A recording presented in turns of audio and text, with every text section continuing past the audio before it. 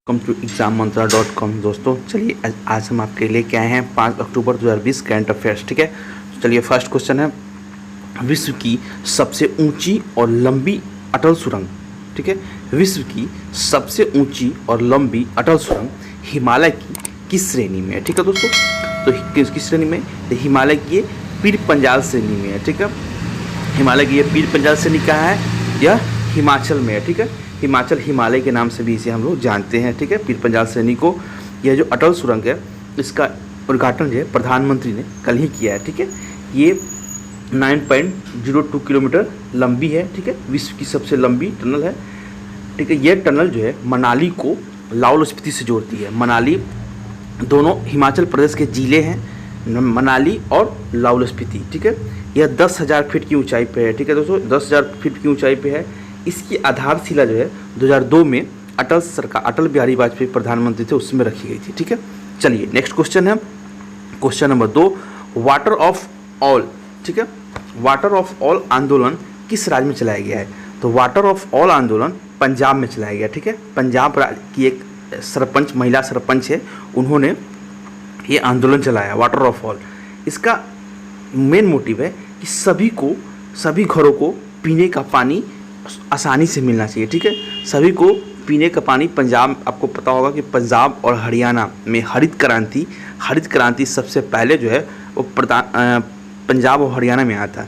तो वहाँ पे लोगों ने अधिक से अधिक उत्पादन पाने के लिए ज़्यादा से ज़्यादा खूब लोगों ने खेत में खूब सारा पेस्टिसाइड, मतलब खाद, उर्वरक, बहुत सारे यूरिया, फास्फोरस बहुत डाला, जिससे वहाँ पानी जो है बहुत दूषित हो गया। आज वहाँ पानी में बहुत सारे जगह फास्फोरस मिलते हैं, चाहे आयरन बहुत ज़्यादा मिलते हैं, जिसके कारण एक आंदोलन चलाया गया है कि सरकार यह व्यवस्था करे कि हर घर को पानी मिले, पीने का पानी। तो वाटर ऑफ ऑल ये किस योजना के तहत किया गया है, ये किया गया किसके, हर घर जल योजना के तहत। ठीक है दोस्तों, हर घर जल योजना के तहत। नेक्स्ट क्वेश्चन है, धौला सिद्ध हाइड्रो प्रोजेक्ट किस राज्य में स्थित है। धौला सिद्ध हाइड्रो प्रोजेक्ट कहाँ पे है, हिमाचल में। ठीक है दोस्तों, धौला सिद्ध हाइड्रो प्रोजेक्ट किस राज्य में, हिमाचल में है। देखिए ये 66 मेगावाट का पावर प्रोजेक्ट है। किस नदी पे है, व्यास नदी पे बनाया गया है। अब देखिए इसका नाम धौला सिद्ध क्यों पड़ा, देखिए धौला सिद्ध इसलिए पड़ा क्योंकि वहाँ एक मंदिर है जिसमें धौला भगवान है, जो वहाँ के देवता हैं, उनका नाम धौला सिद्ध है। ठीक है, इसी कारण इस हाइड्रो प्रोजेक्ट का नाम धौला सिद्ध पड़ा। ठीक है, इसका मेन मोटिव है कृषि और बिजली के लिए। ठीक है, कृषि और बिजली उत्पादन के लिए ज़्यादा फायदेमंद हो, मतलब कृषि करने के लिए जो बिजली हो इससे यहाँ से मिले, और पानी देने के लिए। ठीक है दोस्तों, चलिए नेक्स्ट क्वेश्चन है, मुगा सिल्क किस राज्य में स्थित है। ठीक है, आपको पता होगा सिल्क जो होते हैं वो 3 से 4 प्रकार के होते हैं, टेरा, मुगा और ये होते हैं। तो मुगा सिल्क किस राज्य से संबंधित है, असम। मुगा सिल्क असम से संबंधित है। ठीक है दोस्तों, हाल ही में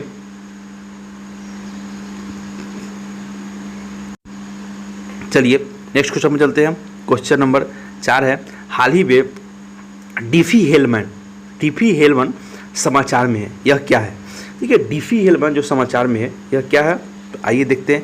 यह जो है मेथड ऑफ एक्सचेंजिंग क्रिप्टोग्राफिक की है। देखिए इसलिए बना, ये क्या है आपको बता दूँ मैं, ये जो है ये एक की होता है। जैसे आजकल आपको पता होगा कि जो सुशांत सिंह केस थे, इसमें बहुत सारे जो सेलिब्रिटी थे उनका व्हाट्सअप मैसेज लीक हो गया। ठीक है, व्हाट्सअप मैसेज लीक होने के कारण एक ऐसा क्रिप्टोग्राफिक की लाया गया है जिसके थ्रू ये मैसेज जो है एक पर्सन दूसरे पर्सन को ही मैसेज जो भेजा वही देख सकता है, थर्ड पर्सन कोई भी इस मैसेज को नहीं देख सकता है, क्योंकि ये मैसेज सेंड करते ही कोडिंग में चेंज हो जाएगा। ठीक है दोस्तों, कोडिंग में चेंज हो जाएगा, तो दूसरा कोई भी लोग इसको नहीं देख सकता है। इसी के लिए डिफी हेलमन की का प्रयोग किया जाएगा। डिफी हेलमन की का प्रयोग करने से मैसेज जो होगा वो इसमें करीब एक कोडेड में परिवर्तित हो जाएगा। ठीक है दोस्तों, चलिए नेक्स्ट क्वेश्चन है, कौन सा मंत्रालय वैश्विक इंडिया पीवी एज 2020 का आयोजन करेगा। कौन सा मंत्रालय वैश्विक इंडिया पीवी एज 2020 का आयोजन करेगा, तो ministry of new and renewable energy. ठीक है, ministry of new and renewable energy, ठीक है।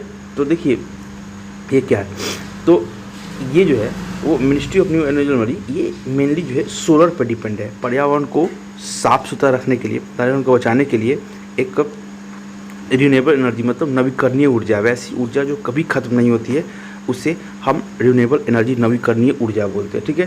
तो सोलर एनर्जी पर बात करता है, इसके लिए एक वैश्विक सम्मेलन हुआ है जिसमें तमिलनाडु, महाराष्ट्र और आंध्र प्रदेश शामिल हुए, ठीक है।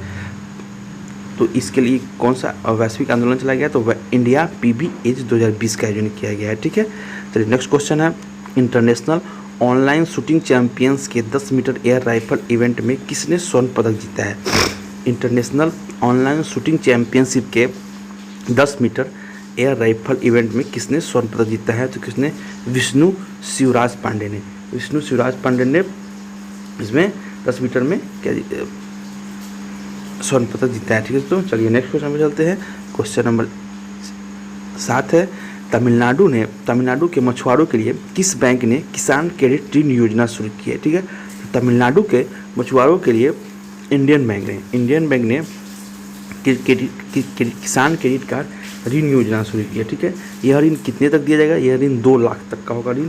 यह मुद्रा योजना के तहत किसानों को, मछुआरों को भी अब 2 लाख तक का किसान क्रेडिट कार्ड ऋण योजना शुरू किया गया है, ठीक है दोस्तों। चलिए नेक्स्ट क्वेश्चन है, हाल ही में पश्चिमी घाट में वेटलैंड पौधों की कौन सी 2 नई प्रजाति खोज की गई, ठीक है।